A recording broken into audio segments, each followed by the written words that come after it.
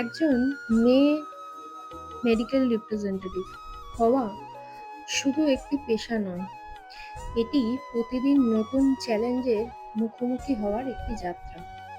Well, high, আমি কাকলি। আমার নতুন একটি ব্লগে তোমাদের সকলকে স্বাগত জানাই। সকালে বাড়ির দায়িত্ব সামলে বেরিয়ে পড়তে হয় ডাক্তারদের সঙ্গে দেখা করতে, নতুন নতুন ওষুধের তথ্য পৌঁছে দিতে। রোদ, বৃষ্টি, ক্লান্তি পাশ কাটিয়ে কাজ করে যেতে হয়।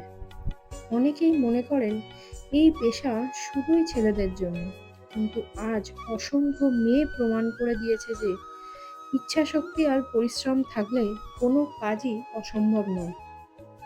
একজন মেয়ে রিপ্রেজেন্টেটিভ শুধু কাজ নয়, নিজের নিরাপত্তা, সময় ব্যবস্থাপনা এবং পরিবারের দায়িত্ব সমানভাবে সামলাতে হয়। তাই এই পেশায় সফল হতে গেলে দরকার আত্মবিশ্বাস, ধৈর্য এবং কঠিন পরিশ্রম। প্রতিটি নতুন ডাক্তার, নতুন ভিজিট, নতুন অভিজ্ঞতা আমাকে আরও শক্তিশালী করে তোলে।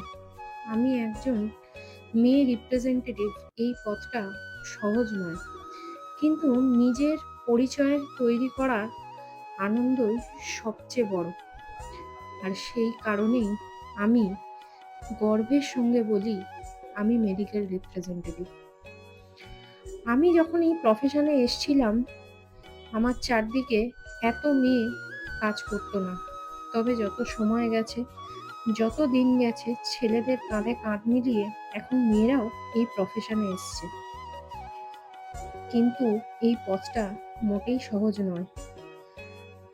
তাও প্রত্যেক দিন আমরা ঘরের কাজ সামলে বেরিয়ে পড়ি রাস্তার কাজ করতে।